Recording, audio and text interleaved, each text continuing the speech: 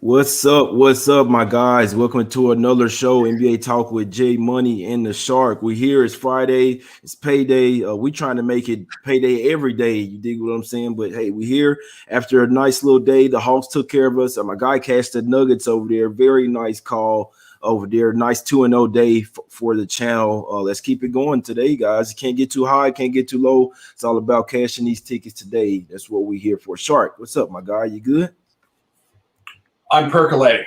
I am juiced. I'm amped. I'm excited. I'm so excited. I don't have a fade hat or a buy hat. I have a commemorative hat to the 2001 NBA Finals. Allen Iverson stepping over Tyronn Lue, just like the Nuggets stepped over Tyronn Lue's Clippers last night.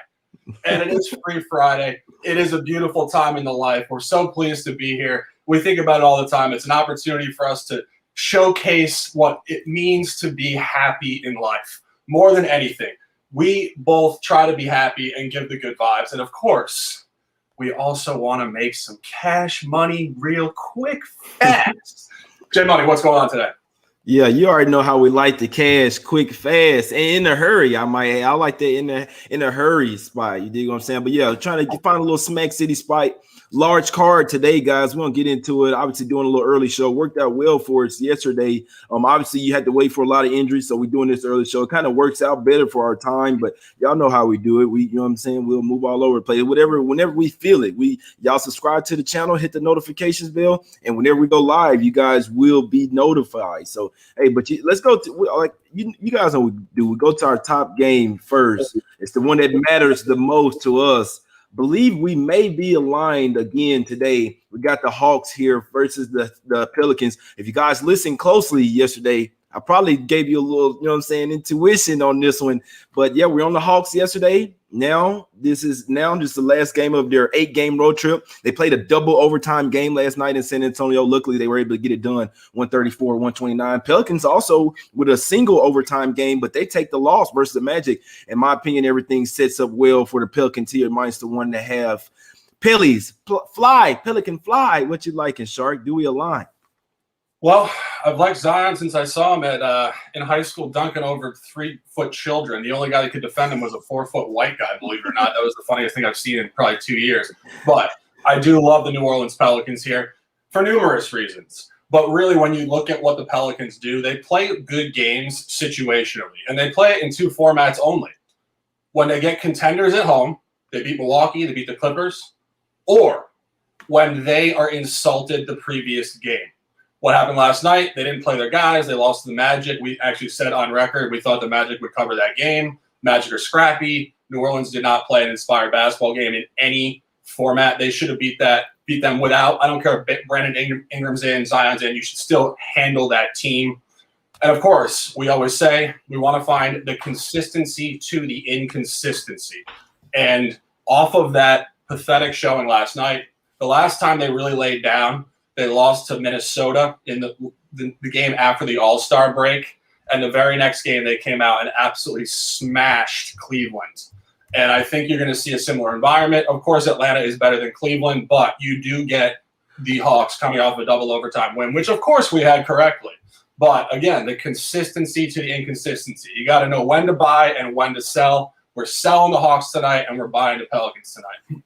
Yeah, I'm selling the Hawks, and so the Pelicans, the boys gonna soar over the Hawks tonight. I don't know if we could eat chicken today. I ate some chicken yesterday, you know what I'm saying, a little lemon pepper wings or whatever. But so we got 2 birds here today, guys. So hey, one of these birds gonna be flying over the Owens. I think the Pelicans can fly too high, but maybe not like a hawk. But they're much bigger bird, I believe. Regardless, we're getting the freaking win tonight. The Hawks may be a tad bit big, but regardless, them boys. They're going to be down a wing tonight, so the Hawks may not be able to fly totally. You know what I'm saying? As good as they usually do with them boys, only got half a wing out there. Oh, they're going to be flapping one wing out there, man. So I'm going with the Pelicans. It's an absolute sleepy spot, fade spot for the Hawks. It's usually just teaching you guys how to bet. Usually when a team is like on their 5 or 6 game road trip, it's usually a face spot. I mean, it's a lot better when they've had a good road trip. But still, regardless, 8 game road trip, they're going to be ready to get to the house. Obviously, they possibly had a second win yesterday. They needed it. Double OT is going to take that second wind out here tonight. If they have anything, maybe first quarter, first half. This second half will be Pelicans. Pelicans -1.5, -2. I like it. It's a lot of things setting up well. Trae Young buckled his knee a couple of times last night. He did have 5 fouls, but regardless, guys, 3 starters played over 40 minutes for the Hawks last night. Like I said, you get the dynamic of the Pelicans coming off a loss as well. What did I say yesterday? I don't like the Pelicans off 2 wins. I like them off a loss. It's exactly what we get here. They lost as favorites. They set Zion and Ingram. So obviously be interesting to see if Ingram and Zion plays today. They could shoot the lineup. Could possibly see some injuries for the Hawks here. Absolute terrible spot for them, face spot. Give me the Pelicans, Shark. Let's go to another game. Let's go to another spot, my guy. Let's go to this Warriors versus. So that is the top play today, Pelicans. It's my top play, likely my only play. We got Warriors versus Raptors here, Shark. This line was at 3 this morning. It's down to 2.5. It was down to 2, back up to 2.5. You kind of thinking that the Raptors might show some buy here. What you thinking in this spot? Well, I made the comment this morning. I went live and I was talking about point per game differentials. And I was also talking about how Toronto is a long-term buy. They're basically on a neutral average points per game, and they're 12 games under 500, which is outrageous. However, when I went through this game specifically to cap, I do want to buy the Raptors going forward the next 6 weeks. I don't want to buy them tonight. This is a tough fate of the Warriors. The Warriors come in here off of a horrendous game last night. Ultimately, we didn't think that Miami in a 3rd and 4 back-to-back would cover or win, really, and they did. And Miami, as we said, they clustered, and here they come. We said it 2 days ago. They've had won 1 game. Now they've won 3, and here comes Miami. We see it before it happens. This is the polar opposite to what you see on SportsCenter. They report what happened yesterday, and they tell you it's going to happen again. We tell you what happened yesterday is an agglomeration of information as a long-term forecast, and we know where it's moving. That all being said, because, damn, I love some fucking vocab on a free Friday. The Warriors come in here on a good line number, actually. Toronto laid -3 in Golden State, and we always talk about this. 3 on the road, they should be 5.5 here. Same figure at home. It's sticking. It's what we saw with Boston coming home, laying the same number to the Pelicans. And also, if you go back, the Warriors have had a sequence of back-to-backs and 3rd and 4s. They're all over the grid. Sometimes they tank, sometimes they don't. Of course, Steph Curry was out for a little while. The last one that I want to go back to was when they played at San Antonio off of a loss in a back-to-back, and they came out and throttled them. And I think you could see that. I just think Draymond Green, a couple of comments after the game, even though the Raptors have been ice cold, unfortunately, both teams, we always say this, are in the same position. Both teams should improve. It's hard to pick a side when both teams have peak motivation and the number is actually going against what the stronger narrative would be. It's the absolute no play for me. God, yeah, me in this one, it's Warriors or nothing for me. I know that the Raptors will show some buy here. I'll tell you. I mean, so they're in an absolute funk right now. They had lost, I believe, like 8 straight games. They got to win over the Nuggets. That team there showed me that they can do it. You know what I'm saying? So obviously the Nuggets, that was right before the Gordon trade. Still, the Nuggets were a really good team with Murray, Jokic, and Michael Porter Jr. out there, and they came out there and killed them ever since the beginning of the game. I'm talking about start to finish. They smacked them, won the game by 24 going away. Now the very next night, you did have a representative effort versus the Suns there. They were down 10. They came all the way back to cover their spread or whatever. I know it opened at 4.5, closed at 3.5. After that, so you play the Blazers, a really good representative game as well. No Kyle Lowry. The game really could have went either way. I really think they probably deserved to win that game. Obviously, the Blazers' offense was just a little bit better. And then you start to regress back to that team that's looking like you can't win versus the Pistons. You come in that game, double revenge spot. You see what I'm saying?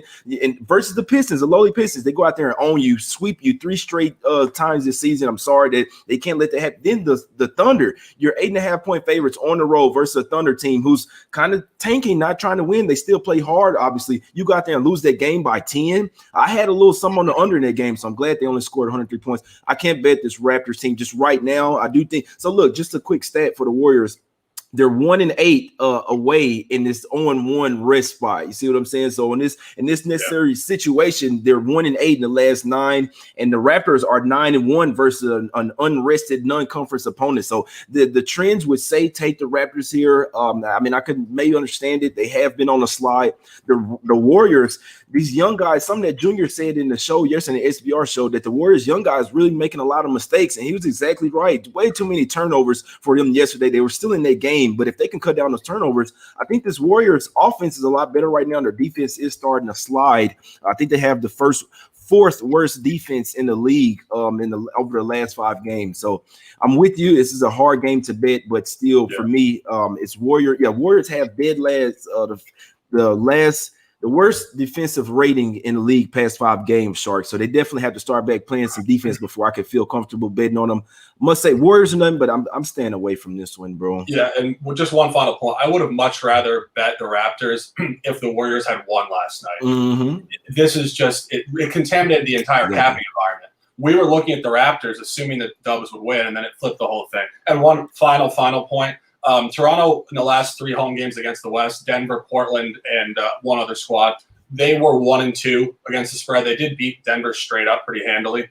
That was the game that I was cross-referencing this one against. But again, it's contaminated. However, this is the first game they're actually favored. They were an underdog in all 3 of those games by a few points. And I always say this is interesting when the environment flips.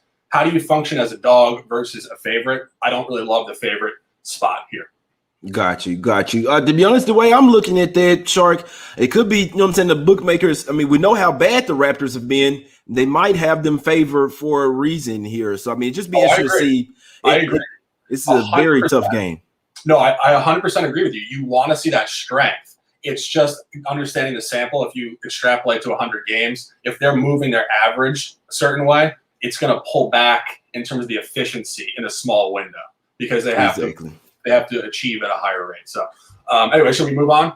Yeah, let's move on, man. Mavs versus Knicks, my guy. Mavs versus Knicks. My Mavs are coming off a couple of wins here. The Knicks coming off a couple losses, guys. And I'll be straight up honest with you. This is a spot that I would like to back the Knicks here, home dog. They have a much better defensive team, my team. So the Mavs are my squad. We're a really good offensive team. The defense can slide sometimes. And you look at the Knicks when you're a team, so they're coming off 2 straight losses. A game in Minnesota where they got outscored by 12 points in the fourth quarter, I think 10 or 12 points to lose their game. So they've pissed a couple of games away now. You played a really good game versus the Heat. The Heat were just more ready for you in that game. So if my Mavs team don't come out locked in, focused like they usually aren't, they usually only locked in and focused like this when they're off a loss or 2. They're off a couple of wins. I could possibly see the Mavs coming here a little fat and happy. You do have that narrative of Porzingis and Tim Hardaway Jr. going back into the Garden. So obviously they'll want to show up. But the Knicks, I mean, you can't be piling up losses over there in the East, as I always say, off a couple losses. I do think this is a motivated spot for the Knicks. You have a home dog. It's Knicks plus the 6 or nothing for me in this game. I actually leaning heavily towards the Knicks here. Shark, talk me off, my guy. Well, when I went down the numbers of these games, and I went through every single one of them, this is a Mavs number. And it's a Mavs number for one specific reason, for me at least, the way I look at these games. When you found Golden State at New York, Golden State had the same exact straight up record differential. They were 4 games better, and they laid 4 points. So you have to take the numbers and the names off the jerseys here, and you have to just understand odds makers cap this as if it's just robotic averages. So when they have a Western Conference team that's graded in the 7 to 10 region at -4 against the Knicks in Madison Square Garden, and then you have a very similarly graded team, in fact the exact same record split at -6. It's showing strength towards Dallas here, and I think it does connect. The Knicks have had a couple lackluster home games. The Knicks are a bit inconsistent if you go down their schedule. They've actually kind of crushed me. I think partially because I'm a fan. I might overthink them to a degree. So I don't necessarily take this as like the mortal truth factory here. But the other point is this revenge spot for Kristaps Porzingis coming in here. I think this leans more to the Mavericks being fired up to play for KP than it does the Knicks playing against KP, because none of these guys really played on that squad. It's a completely reinvented Knicks squad. Of course, all your points are extremely valid. Fading the Knicks off a bad loss is not great. I believe 2 losses in a row is also not great. and therefore this is another no play for me. The line is definitely speaking to the Mavs, but there's a lot of strong narratives for the Knicks here. Guys, yeah, I know Porzingis is gonna play, and I'm a revenge type of guy, guys. But when it's not necessary in close proximity, like when this has happened years ago, I know Porzingis will obviously want to come to ball, but I'm not gonna necessarily say Porzingis revenge because I mean these guys have played against each other multiple times since the trade. So obviously there's gonna be something there, obviously. But I'll just tell you guys, I know my Mavs team, and I know versus the East squad. I'm not saying uninspired, inspired, because obviously everybody gets up to play in the Garden. But I'm not laying 6 with my team on the road here on the first game of a back-to-back. I've seen all type of shit happen where they trying to rest KP and Luka one day and play them the other. It's either both of them are going to play today and then they both rest tomorrow and watch it because I really don't think they'll care about that game versus Wizards. But I could see maybe a 1-1. So I know we're doing this show super early. I know my Mavs team, they're coming off a couple losses. They won't be totally locked in, motivated, even if they come to win and their offense is that much better. Like the Knicks still play a really good defense. They can come in here and kind of stifle the Mavericks here. And I'll tell you why the line is still kind of high. Obviously, RJ Barrett and Derrick Rose are questionable here. If we see those both in, we'll see this line come down to +5 at least. Obviously, Barrett is a huge question mark because you're going to need him to be out there on Luka. So, I mean, if their three-point defense gets a little worse if Barrett's not out there, but full squad for the Knicks, say if Barrett and Rose in there, I'll possibly be sprinkling some on the Knicks here, plus the points at the house. Home dog, like I say, a team coming off 2 straight wins that's not necessarily a role, and the Knicks coming off 2 straight losses, and that is a role. I think they'll be coming in here motivated. They're getting points at the house. Like I say, I wouldn't lay with it's just me. I wouldn't lay with the Mavs in this particular situation. I don't think it's their role. Let's get to this Hornets versus Pacers game, my guy. Pacers laying 4 here. Hornets got smacked up yesterday, so they didn't play a ton of minutes. This is a little revenge game for the Pacers, though. So we got the Hornets. They were super hot, short, since LaMelo Ball went down. They were, 3-0, 4-0 without him. They take their first loss yesterday. I'll be honest with you. I think that the Hornets might go on a little small losing streak here. They finally kind of hit that little wall. The Pacers, they're off a couple straight losses. The revenge spot. No, the Pacers hadn't been all the way there. I know that Sabonis is questionable, but I do think the Pacers could possibly get this one done today, my guy. Yeah, this is another tough number for me. I went back. They had a back-to-back situation in Charlotte going back about 6 weeks, 8 weeks ago, and the lines were -3 Indy, -3.5 Indy. And they did split straight up and ATS, which suggests these teams are very evenly graded and well graded. And when you come back here at -4 at home, it should be -5. It's short for Indy. And when you go back and you see what Indy does at home, they're inconsistent. They're poor. I believe they had lost 6 or 7 straight home games. They have not played well in this campaign at all at home. I don't know if that's partially without fans. I don't know if it's my man or not my man, Bjorkgren, the coach, who is clearly not connecting with this group very well. They have underachieved drastically. It's just really tough. The number is short. And I also don't love fading the Hornets off of just an absolutely pathetic effort last night.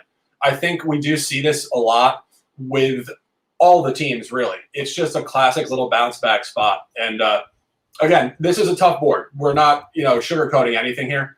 Most of these games have numerical and narrative counterpoints against both sides. Yeah, I'll be honest with you. I don't think that Charlotte is the fourth best team in the East. Simply put, I do think that they've been playing way over their head. Obviously, LaMelo Ball was in there for a lot of that, helping them get to that point. But I think that the Hornets will start to go on a slide here. I think they will start to revert to their average, to where they're supposed to be. This team is not the fourth best team in the East. Trust me. So just look at this. So you have the fourth best team in the East, obviously the Hornets. And they're coming off a back-to-back. They don't have the rest advantage. The Pacers are sitting at number 9 here. They're favored by 4 on the road. Obviously, you got to see what's up with Sabonis. I think the Pacers smacked the shit out of the Hornets here. They've been a little bit too high lately. This team is not the guy. I know they got Hayward over there. I know they still got Rozier. Graham got some ballers, but when the LaMelo Ball hit has not taken a toll yet at all. They actually looked a lot better, and it's like this is smoke and mirrors. It's not going to happen. Them getting smacked like that last night was not an anomaly in my opinion at all. Now they come in here on a back-to-back. If you like the Hornets, maybe early, but I think that the Pacers kind of take it to them here. They have the rest advantage. They're off a couple losses. They're motivated. You see this number 4 team in the East coming into your house on a back-to-back. You're off a couple losses. You got to come in here and smack them. It's pretty much that simple. So obviously, you got to see what's up with Sabonis. It's Pacers or nothing for me here. I actually kind of like them. I agree. I mean, this is one of those boards for me where it's to give you like an analogy, if we were in the sports book and we were sitting here doing a like we had to take a side, a gun to your head type of thing, I would take Indy here. But again, you're not forced to bet these games. We have numerous games to bet on the card, and we have 7 days a week to bet better sides.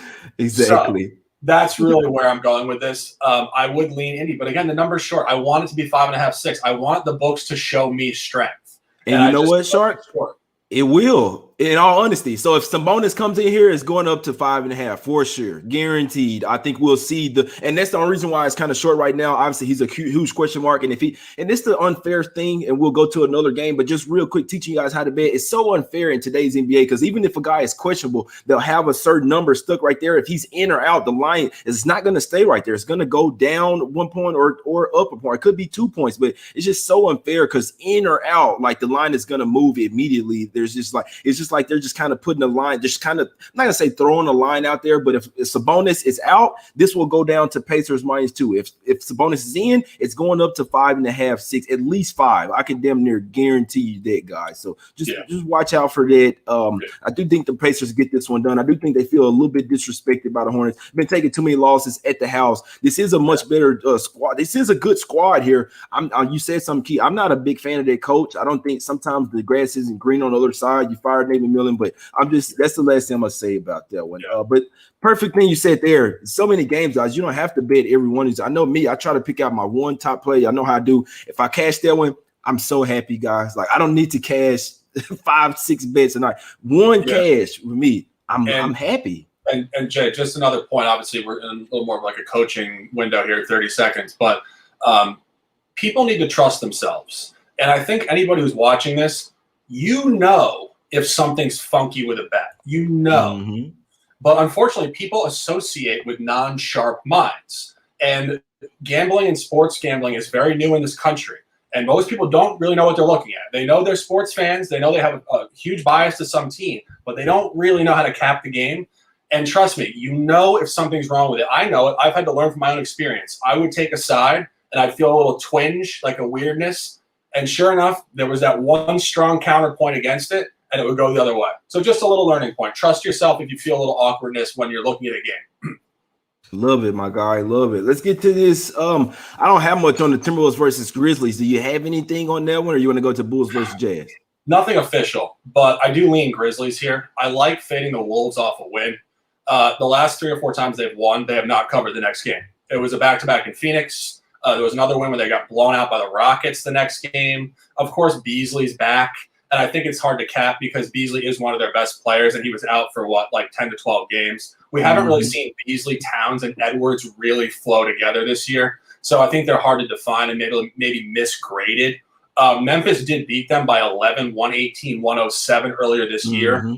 And Minnesota was actually favored in that game -2. So from a line standpoint, that's an 8-point gap. That's all over Memphis. This line is all over Memphis. And I think they're telling you just what I just said, that off of a win, Minnesota does not back up a game with a game. So I would lean Memphis here if I had to. Memphis needs some wins, and they need authoritative wins, to be honest. Yeah, first game of a back-to-back as well for the Wolves is something I really like to look at towards this season. They play the Sixers in Philly tomorrow, so it's interesting to see there. I don't like that game, to be honest with you. If it was at 7, I possibly would be leaning Timberwolves, but it's a very good point by you there. After a win, they don't cover spreads. They are 3-4 against the spread last 4. Do seem to be playing a lot better. The Grizzlies, I'll be honest with you, I don't want to lay that point. Like the Grizzlies team, I like them, and I like them in certain situations. They're not a team I'm like going – in a hurry to lay 6.5 points with, because it seems really this Grizzlies team is so wishy-washy to where Morant has a bad game, the team is just not the same, and I've seen it possibly too much this year. So, but great points with Timberwolves right there. And again, this is the trend of the board. There's a lot of merge all over the place. But even go back to the last game that Memphis laid a similar figure at home. It was the second game against the Warriors. I think they laid 6.5, 7. They won the game by 8 points. And they got lucky. There was a foul right at the end. And this could be the same thing. You're going to just be right on that number at the end of the game. And again, we don't want to flip coins. We want to find sides that have a lot of transparency. So just a coin flip on this number, probably.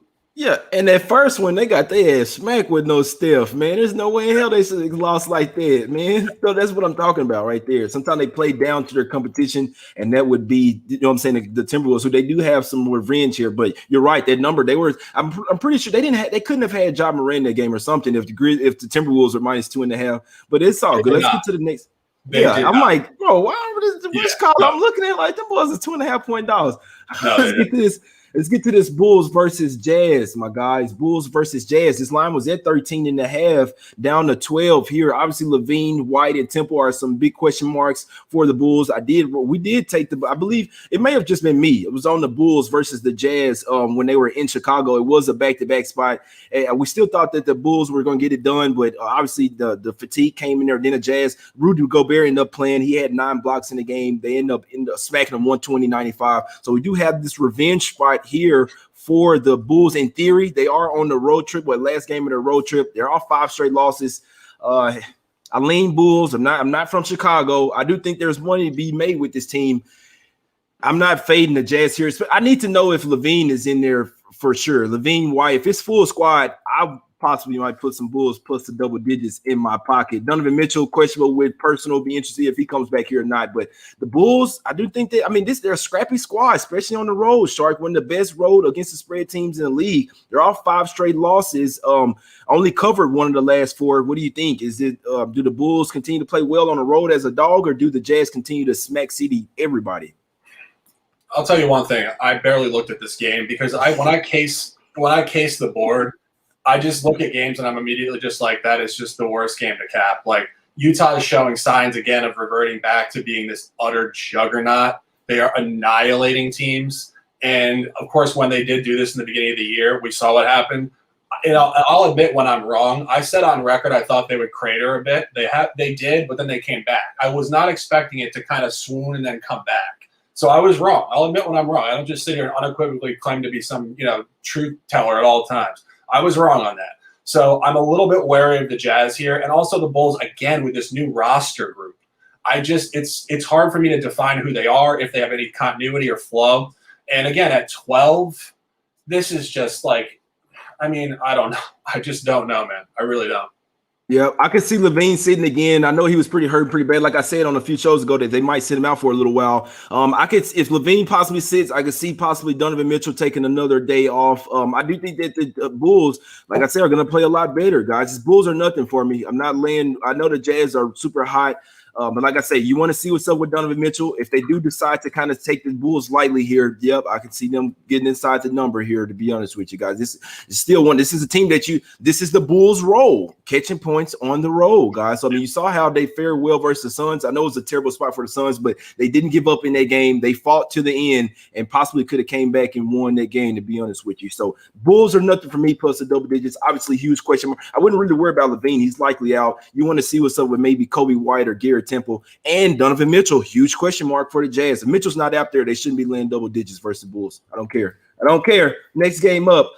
Nothing on OKC versus Suns. Lean Suns and under. The only way I could look, Suns and under. OKC coming off a win where they didn't want to win. I can only look Suns to smack city. Bucks versus Blazers. Then we kind of go butt heads here. I can only look Bucks here. I do think the Blazers are somewhat smoke and mirrors. They are +3 dog at the house. I think that the Bucks come out here and smack them pretty easily, to be honest with you. But this is not enough to bet it, though. So I don't really like these type of games. I'm actually not a big believer in the Bucks, but I do believe that they can come out here and beat the Blazers by more than 4 points after coming off 3 losses before that Lakers game. So it's Bucks or nothing for me in this Blazers spot.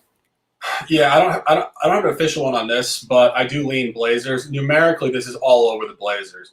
Milwaukee did lay 10 points at home and blow them out. 10-3, that's a 7-point gap. It's moving hard against the previous environment. If you take Milwaukee here, just admit you're Joe Public and just sit down. And that's not a shot at Jay Money, because Jay Money is the sharpest man I know. Yeah, but I'm not taking the Bucks, so I don't even care about this game, to be honest with you. But I know that the public is going to be all over a short figure here with Milwaukee. It's too easy. They're good. They blew them out by 25. And on the Blazers. I see all the public on the Blazers right now, bro. There's in all honesty. There's no way the public is on the Blazers. I'm telling you, bro. I'm just saying. Well, I don't know. Maybe I got to check my sources here. I got Adam. Look, it's down to 2.5. It's down to 2.5. I don't know. I mean, I don't know. But so anyway, let's go further on this. So I went back to last year. Milwaukee did win both games, but they did go 1-1 against the spread, which is interesting. Last year, they did not cover at home, 137-129 on a 10.5. And then they went into Portland and beat them 122-101. So now you have a double revenge game. Portland's gotten slaughtered twice in a row, and the figures moving against it. And it's interesting to note, when you go 1-1 ATS last year and you cover home, you don't cover home and you cover road, oftentimes that environment will flip the next year where you cover home and don't cover road. And if you look at what Milwaukee has done this year, Milwaukee has played up and down on the road very consistently. They're not a good road team. They've also been very inconsistent against the spread. They cleaned up against a bunch of these bad to middle ground Western teams at home. They blew out Portland. They blew out Sacramento. They blew out Oklahoma City. And they blew out one other team. And this is kind of the revenge tour for all of those teams who are going to get Milwaukee in a sequence of games in the next 4 or 5 games. And ultimately, just as much as we said about Phoenix being on the East Coast against all the Florida teams and just a lackluster sample for Phoenix, I just feel like this is kind of the same environment for Milwaukee here. They're not in their conference. These teams are not highly inspiring to play against.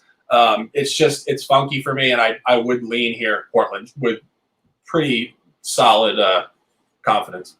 Got you. Yeah, Portland +3. Like I say, I'm not taking the Bucks here. It's just the way I'm looking at the game. I do think that the Blazers, so they've been playing a lot better. This is a offensive team, guys. They don't play a lot of defense versus the Bucks. It is just straight, schematically wise, the reason why I like the Bucks. Just the Bucks, it's rather the public likes the Blazers. They just had 4 road games, won every single game. So since they've had Norman Powell, they've been playing a lot better. If someone sees the Blazers win 4 straight and they come back to the house catching +3 at the house, they're going to be all over them. It is down to 2.5. The public, I mean, like I say, like somebody said in the chat earlier, you don't really worry about what public or sharps on, but I mean, there's some public side on the Blazers. I don't think everybody's just simply taking the Bucks, especially after they just lost 3 straight games and just kind of scraped by the Lakers over there. So I think if there's a fade spot on this road trip for Milwaukee, it will be tomorrow versus the Kings, a team that likes to run up and down. This game tonight, if the Bucks bring their championship defense, well, I'm not gonna say championship, but if they bring the top defense, I do think they could stifle the Blazers. If the Bucks have to make this game about defense, if they make it about offense, then obviously the Blazers will run them off the floor. But the Bucks, they do have light years better defense than the Blazers,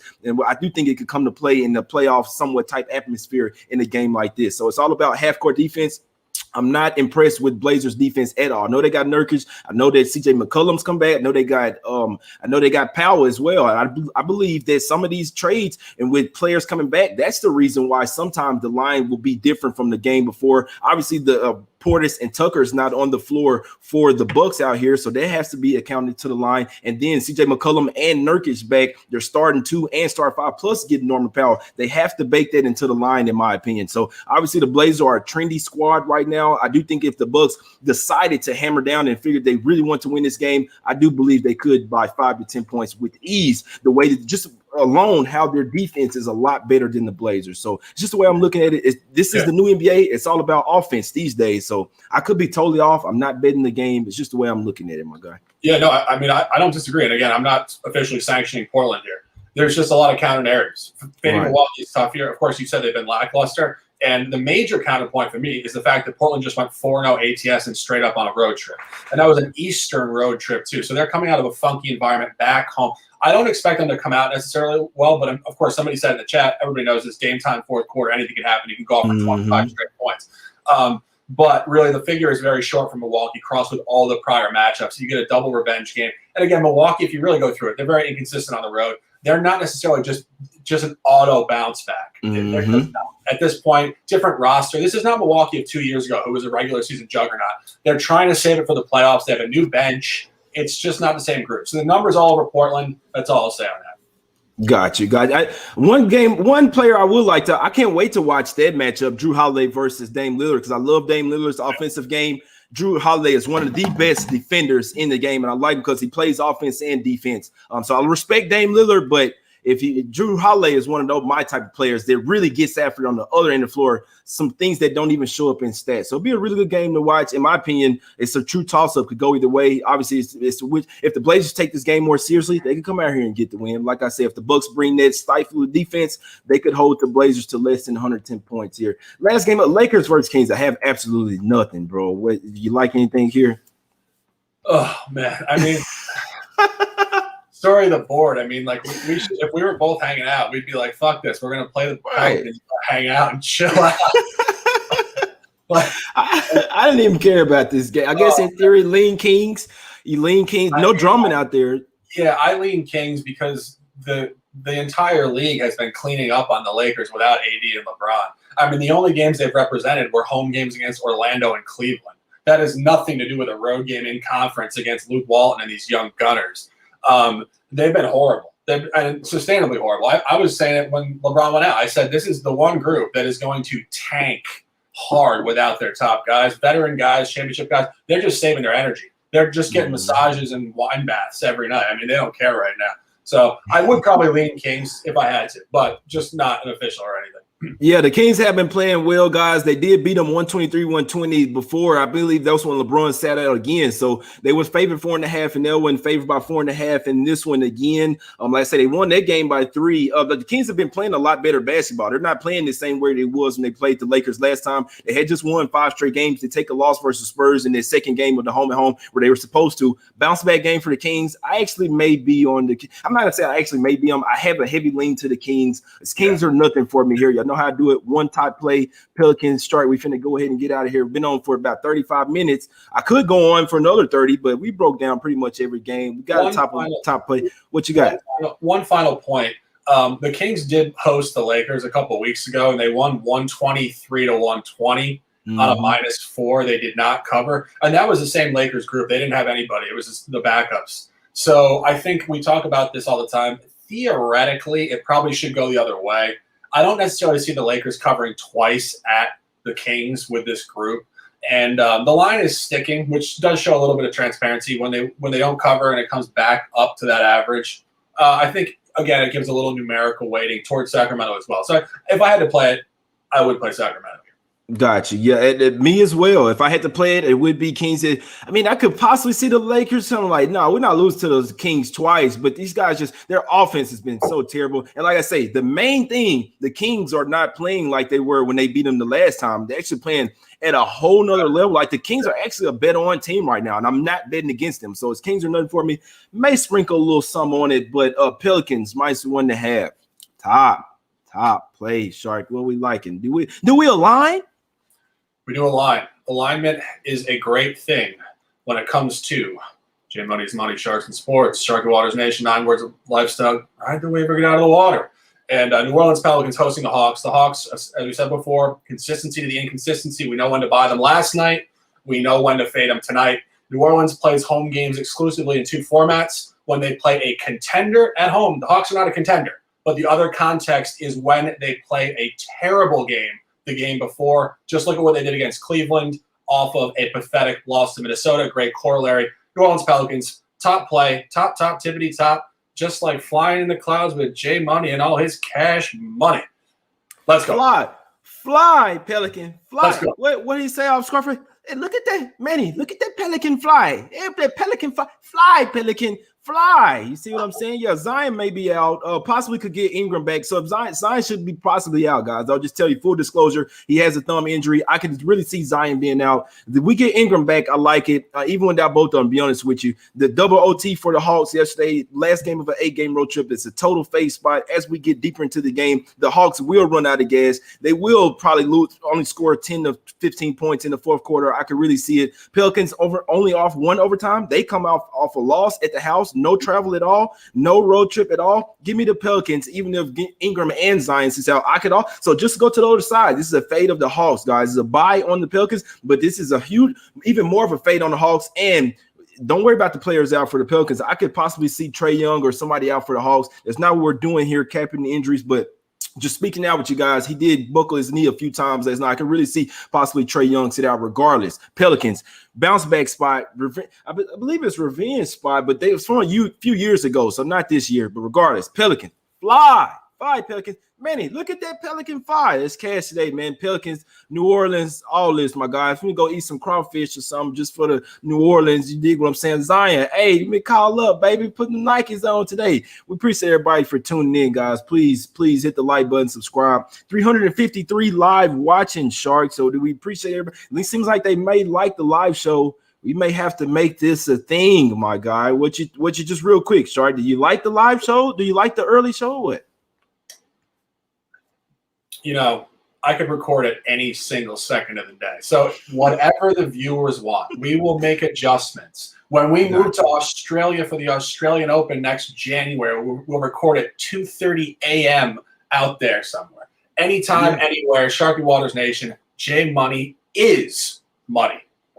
Hey, I'm trying to let's cash today, man. I love it when we align. Pelicans, both top play for both of us. -1.5, -2. We like both of them. Like them to win this game going away. I can see a double-digit win here by the Pelicans, guys. Give me the Pelicanos -1.5. Let's cash it, guys. Let's go 1-0 on the top play and keep this shit going. 2-0 yesterday for my guy Shark. 1-0 for me. We rode the Hawks yesterday. We fade them today, as I told you yesterday. The spot set up well for him yesterday. It fades today against Pelicans yesterday. Go with him today. I love how these things set up, guys. Let's go 1-0. Let's catch this top play, guys. Pelicans, we out here. Hit the like button, subscribe. We will be back tomorrow in some shape, form, or fashion. We appreciate everybody for tuning in. We out.